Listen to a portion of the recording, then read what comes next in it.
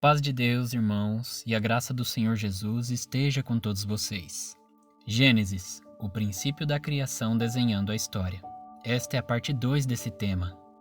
Na parte 1, examinamos os 3 primeiros dias da criação e aprendemos qual é a relação que luz e trevas têm com a separação da comunhão entre o homem e a árvore da vida. Qual é a relação entre águas e expansão com o dilúvio e o que a arca de Noé está representada.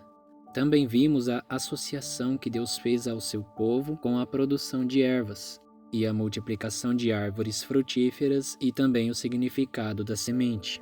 Esta semente agora precisa nascer, crescer e frutificar com 3 elementos essenciais, que são eles o sol do 4º dia, a água do 5º dia e a terra do 6º dia, para findar o seu cultivo e também Deus poder descansar no 7º dia. E assim é que se completará o desenho que o ciclo da criação forma no decorrer da história. Então, depois dos 3 primeiros dias, agora vamos examinar os outros 3 na sequência, para conhecer o que estão nos revelando a respeito da história. E depois veremos qual é o desfecho do 7º dia que Deus nos planejou. Vamos continuar no 4º dia da criação e, como este aqui é de difícil compreensão, eu peço aos irmãos que estejam bem na comunhão para entender. E disse Deus: haja luminares na expansão dos céus para haver separação entre o dia e a noite, e sejam eles para sinais e para tempos determinados e para dias e anos, e sejam para luminares na expansão dos céus, para iluminar a terra, e assim foi. E fez Deus os 2 grandes luminares, o luminar maior para governar o dia e o luminar menor para governar a noite. E fez as estrelas. E Deus os pôs na expansão dos céus para iluminar a terra, e para governar o dia e a noite, e para fazer separação entre luz e trevas. E viu Deus que era bom, e foi a tarde e a manhã o dia 4º. Aqui Deus fez o sol e a lua para servir de sinais na contagem de tempos. Só que ele já estava contando os dias desde o 1º dia da criação. Isso não é impactante? E qual a revelação aqui? Se trata de uma separação entre a antiga e a nova aliança. Por quê? Deus fez 2 luminares, uma maior para governar o dia e outra menor para a noite. O primeiro destaque que quero fazer aqui é sobre uma frase que é chave para entender a separação entre os governos do dia e da noite. A frase-chave é: e foi a tarde e a manhã o dia tal. Isto quer dizer que, na forma original da contagem dos dias, não é da mesma forma que costumamos fazer hoje. O nosso dia começa às 0 hora do nosso relógio, lá para o meio da noite. Mas Deus criou o dia para ser contado a partir do início da noite, que é o pôr do sol. Portanto, um dia completo é composto de primeiro tarde e depois manhã. Ok, mas o que isso tem a ver com a antiga e a nova aliança? Veja agora este mapa mental para entender qual era a divisão que Deus estava determinando desde o fundamento da terra. Israel foi composta de 12 tribos de Jacó. Dentre elas, somente 2 foram aceitas como povo de Deus, para governar em tempos de escuridão, isto é, na primeira aliança. Sendo assim, as outras 10 tribos foram rejeitadas por causa dos seus pecados, mas não para serem esquecidas, pois Deus havia um lindo propósito com elas. Mas, em respeito às alianças, a lua governa no primeiro período de um dia literal, que é símbolo de um governo que antecede um outro que ainda virá, o da segunda aliança, indicando assim que o sol governará em tempos de luz, que é o segundo período do dia. A dinastia de Davi é a representante da primeira aliança, porque o povo de Deus, sendo dividido, ele foi reduzido em membros apenas da tribo governante Judá, somando os da tribo de Benjamim, todos estes denominados judeus. O que quer dizer? Que Judá é figurada no governo da lua em tempos de escuridão. Se estes estavam sendo os representantes da antiga aliança, figurados no governo da lua, quem é então a figura do sol para que haja separação entre o governo da noite e o governo do dia? Já ouviu falar das 2 casas de Israel? Resumidamente, todo Israel restaurado é representado na nova aliança, composta por judeus e gentios, através de Cristo. Estes são denominados igreja. E o rei e representante da nova aliança, claro, o Senhor Jesus. Vamos acompanhar os fatos. Aqui o profeta Aías disse a Jeroboão: Toma para ti 10 pedaços, porque assim diz o Senhor, Deus de Israel: Eis que rasgarei o reino da mão de Salomão, que é a dinastia de Davi, e a ti darei as 10 tribos. Complementando, e sucedeu que, ouvindo todo Israel que Jeroboão tinha voltado, enviaram e o chamaram para a congregação, e o fizeram rei sobre todo Israel. E ninguém seguiu a casa de Davi senão a tribo de Judá. Não está escrito neste verso, mas depois também a tribo de Benjamim o seguirá. Então Deus escolheu Jeroboão para ser o primeiro rei da casa de Israel, depois do rompimento da casa de Judá, que está encabeçada pelo judeu Roboão. E Jeroboão de Israel é um efraimita. Interessante, né? Lembra das bênçãos que caiu sobre o seu antepassado Efraim? Pois é, ele agora recebeu 10 tribos para governar e ainda depois se misturou com outras nações, tornando assim irrevogavelmente tão numeroso e incontável como a areia do mar. Assim a casa de Israel fica encabeçada por Efraim.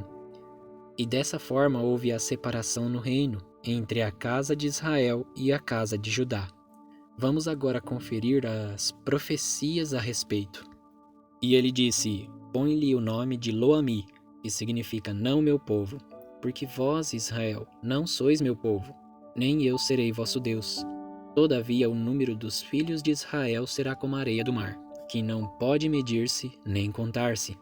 E acontecerá que, no lugar onde lhes dizia, vós não sois meu povo, se lhes dirá, vós sois filhos do Deus vivo. Deus escolheu um profeta chamado Oséias para profetizar contra a casa de Israel, por causa dos seus muitos pecados. Então Deus deixou de ter compaixão de Israel, mas poupou a casa de Judá. E depois, olha que promessa linda. Deus está punindo a casa de Israel, mas já está prometendo adotá-la de volta no futuro, num tempo determinado.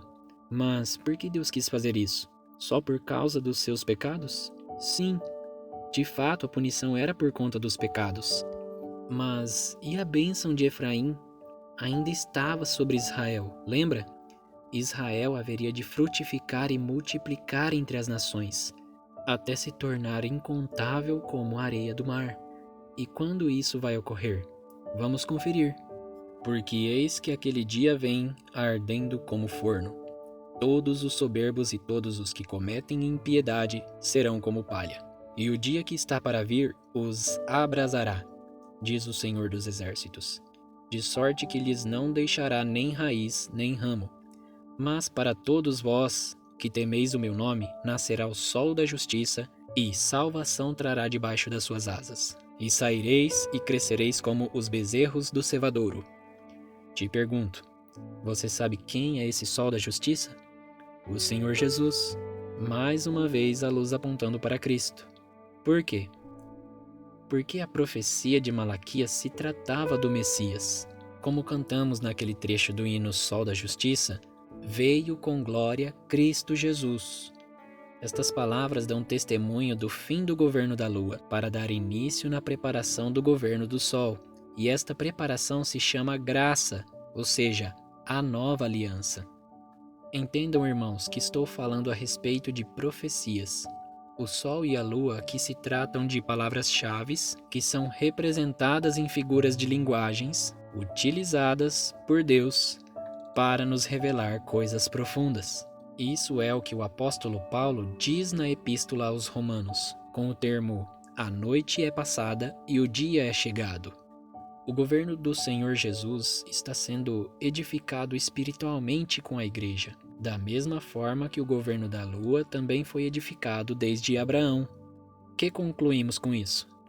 Que houve uma divisão no reino de Israel. Judá mantém sendo povo para representar o governo da Lua primeiro. Então, Israel restaurada está representada no governo do Sol posteriormente.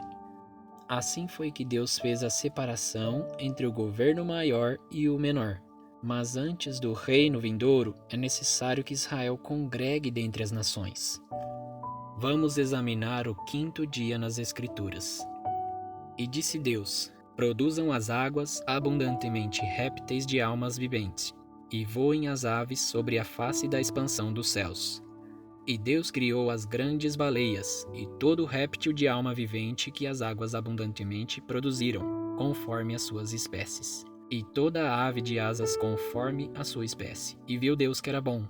E Deus os abençoou, dizendo: frutificai e multiplicai-vos, e enchei as águas nos mares, e as aves se multipliquem na terra. E foi à tarde e amanhã o dia 5º.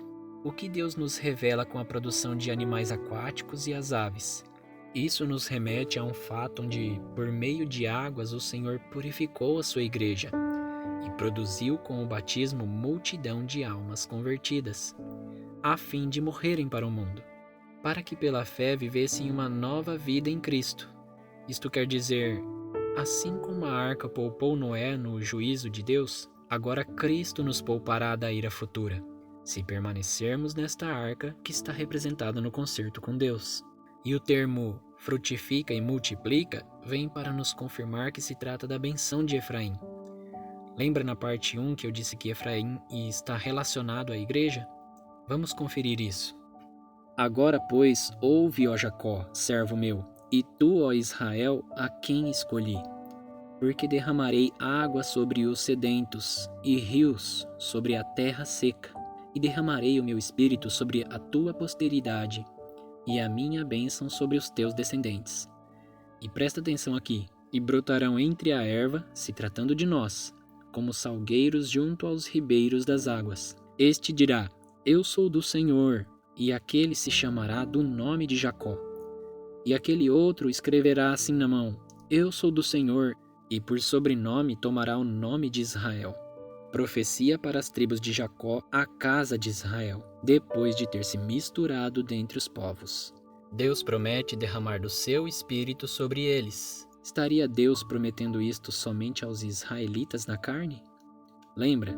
Brotarão entre a erva, isto quer dizer, no meio da descendência carnal de Abraão, surgiriam os gentios, que dirão: eu sou do Senhor, e tomará por sobrenome Israel.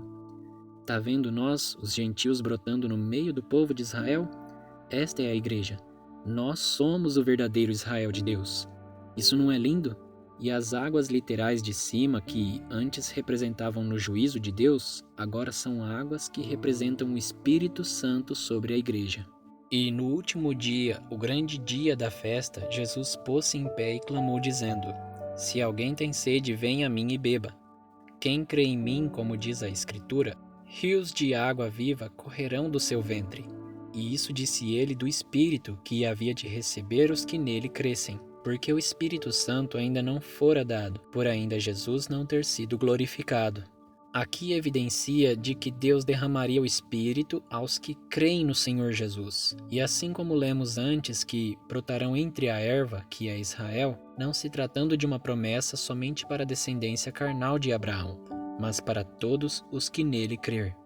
E Jesus, andando junto ao mar da Galileia, viu 2 irmãos, Simão, chamado Pedro, e André, os quais lançavam as redes ao mar, e porque eram pescadores. E disse-lhes: vinde após mim, eu vos farei pescadores de homens. Então eles, deixando logo as redes, seguiram-no. Este foi um cenário propício que Deus montou para fazer algumas conexões de textos importantes.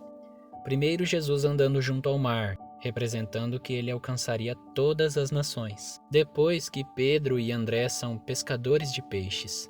Mas quero fazer um destaque aqui sobre Pedro. Por quê? Porque Jesus os convida para fazê-los pescadores de homens. E qual foi mesmo a benção que caiu sobre Efraim? Multipliquem-se como peixes em multidão. Lembra? E quem foi o primeiro apóstolo a pregar aos gentios que fazem parte da descendência de Efraim? Justamente Pedro. E se os peixes estão representando os cristãos, quem as aves dos céus representam? No Evangelho de Mateus, Marcos, Lucas e João, foi igualmente relatado que o Espírito Santo desceu até Jesus em forma de pomba, logo após o seu batismo nas águas.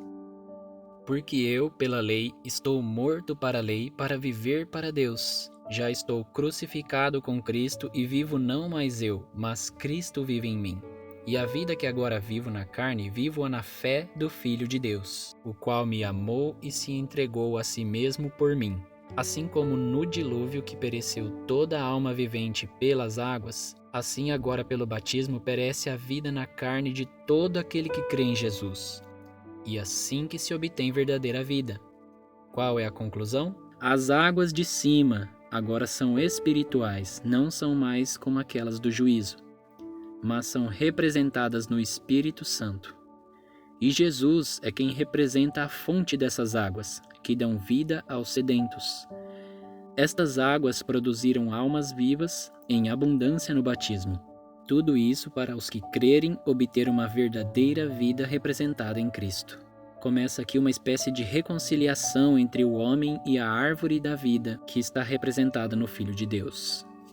E vamos agora examinar o 6º e último dia de obra. E disse Deus: produz a terra alma vivente conforme a sua espécie, gado e répteis e feras da terra conforme a sua espécie. E assim foi. E fez Deus as feras da terra conforme a sua espécie, e o gado conforme a sua espécie, e todo réptil da terra conforme a sua espécie. E viu Deus que era bom. E disse Deus: façamos o homem à nossa imagem, conforme a nossa semelhança, e domine sobre os peixes do mar, e sobre as aves dos céus, e sobre o gado, e sobre toda a terra, e sobre todo réptil que se move sobre a terra. E criou Deus o homem à sua imagem, a imagem de Deus o criou, homem e mulher os criou. Aqui há muita revelação porque se trata de animais da terra, de homem e mulher, e do domínio sobre tudo. Vamos agora verificar mais palavras-chave ainda nesse capítulo. E Deus os abençoou, e Deus lhes disse: frutificai e multiplicai-vos, e enchei a terra, e sujeitai-a, e dominai sobre os peixes do mar, e sobre as aves dos céus, e sobre todo animal que se move sobre a terra. E disse Deus: eis que vos tenho dado toda a erva que dê semente, que está sobre a face de toda a terra, e toda a árvore em que há fruto que dê semente, ser-vos-á para mantimento. E todo animal da terra, e toda a ave dos céus, e todo réptil da terra em que há alma vivente, toda a erva verde será para mantimento. E assim foi. E viu Deus tudo quanto tinha feito, e eis que era muito bom. E foi à tarde e amanhã o dia 6º. Quando você lê que Adão cometeu o pecado, vemos que ele passa da posição de domínio para a posição de servo. O reino criado por Deus perde a sua configuração original, e Deus revela isso a Daniel de forma espiritual. Falou Daniel e disse: eu estava olhando na minha visão da noite, e eis que 4 ventos dos céus combatiam no mar grande, e 4 animais grandes, diferente um dos outros, subiam do mar. O primeiro era como um leão. Continuei olhando, e eis aqui o segundo animal, semelhante a um urso. Depois disso eu continuei olhando, e eis aqui outro, semelhante a um leopardo. E depois disso eu continuava olhando nas visões da noite, e eis aqui o 4º animal, terrível e espantoso e muito forte, o qual tinha dentes grandes de ferro. Ele devorava e fazia em pedaços, e pisava aos pés o que sobejava. Era diferente de todos os animais que pareceram antes dele, e tinha 10 pontas. São 4 animais que Deus mostra a Daniel, e todos eles animais da terra. Veja então o que eles representam. Cheguei-me a um dos que estavam perto, pedi-lhe a verdade acerca de tudo isso. Ele me disse e fez-me saber a interpretação das coisas. Estes grandes animais que são 4 reis, que se levantarão da terra. Mas os santos do Altíssimo receberão o reino e possuirão o reino para todo sempre, e de eternidade em eternidade. Viu que os 4 reis da terra estão, espiritualmente falando, figurados em animais? E estas visões não são coisas passadas, não. Leia Apocalipse 13 que você verá que estas profecias são retomadas para o tempo do fim. Porém, se um dia o homem, feito alma vivente, recebeu domínio sobre todos os animais, ele perdeu porque pecou. Porém, há um novo homem, feito espírito vivificante, que receberá o domínio justamente porque venceu o pecado. Este homem é Jesus, o nosso Senhor. Então, se os animais estão figurados em reis deste mundo, e o homem figurado em Jesus, que ao contrário de Adão já venceu o pecado, e a mulher está figurada em quem? Na igreja. E o que acontecerá à igreja? Arrependei-vos, pois, e convertei-vos para que sejam apagados os vossos pecados, e venham assim os tempos de refrigério pela presença do Senhor. E envie ele a Jesus Cristo que já dantes foi pregado, o qual convém que o céu contenha até os tempos da restauração de tudo, dos quais Deus falou pela boca de todos os seus santos profetas, desde o princípio. A volta de Jesus será como nos dias de Noé. Da mesma forma que os céus continham as águas do juízo de Deus, agora está contendo a Jesus, até que o tempo determinado da restauração de todas as coisas se cumpra. E todo o joelho terá que se dobrar. E sim, a igreja está sendo restaurada já há alguns séculos, e vou explicar sobre isso na parte 3 deste estudo. Porque antes da igreja ser adornada, foi necessário que, assim como Eva, fosse tentada pela serpente, rumo ao seu destino.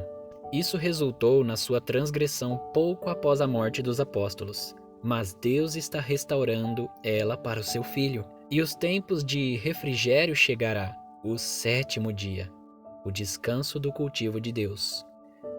Concluindo, os animais estão representados em reis que governam na terra. O homem está representado no Filho de Deus que venceu o pecado. Então toda a autoridade será tomada dos animais e dada a Jesus ao tocar da 7ª trombeta. Mas o céu está o contendo até os tempos da restauração de tudo. Vamos agora fazer uma recapitulação dos dias da história. A separação de luz e trevas ao primeiro dia representam a separação do homem à árvore da vida. A divisão das águas ao segundo dia revela que a expansão continha o juízo de Deus até o dilúvio. As ervas e árvores frutíferas ao terceiro dia representavam o povo de Deus e a semente a promessa do Filho de Deus. Os luminares do quarto dia formam uma divisão entre os tempos de trevas, representado na lei, que apontavam para os tempos de luz, na graça do Evangelho, a manifestação do sol da justiça. Os animais aquáticos e aves do quinto dia representavam a obra das águas, que é o Espírito Santo derramado sobre a igreja. E os animais da terra, mais o homem do sexto dia, estavam apontando para os governos da terra, que haverão de perder todo o seu domínio para o verdadeiro herdeiro de Deus, o Senhor Jesus. Este cultivo levou 6 dias, e o 7º virá. E aqui se encerra a parte 2 do estudo. Não percam a parte 3, porque vamos abordar o 7º dia da criação e também conhecer um pouco sobre a história da restauração da igreja e também um desfecho sobre todo esse assunto. Espero de coração que isso possa edificar a vida dos irmãos. Agradeço vocês que acompanharam até aqui. Deus abençoe em nome do Senhor Jesus. Que a paz de Deus e a graça do seu Filho permaneçam em nossos corações para sempre.